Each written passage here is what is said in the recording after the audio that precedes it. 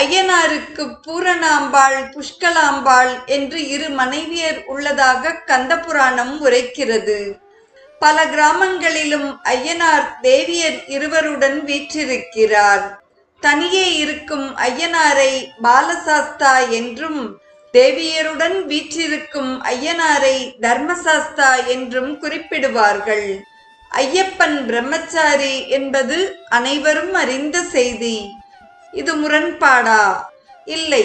மூலமூர்த்தியையும் அவதார மூர்த்தியையும் வேறுபடுத்தி அறிந்தால் முரண்பாடு தோன்றாது. மூலமூர்த்தியான திருமாலுக்கு ஸ்ரீதேவி, பூதேவி, நீலாதேவி என்ற 3 மனைவியர் உள்ளனர். அவர் வாமன அவதாரத்தில் பிரம்மச்சாரியாக திகழ்ந்தார். ராமாவதாரத்தில் ஒரு மனைவியுடன் வாழ்ந்து காட்டினார். கிருஷ்ணாவதாரத்தில் 1க்கு மேற்பட்ட மனைவியருடன் வாழ்ந்தார்.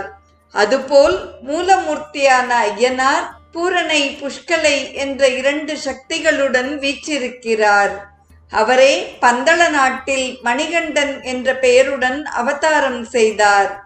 அந்த அவதாரத்தில் அவர் நித்திய பிரம்மச்சாரியாக விளங்கினார்.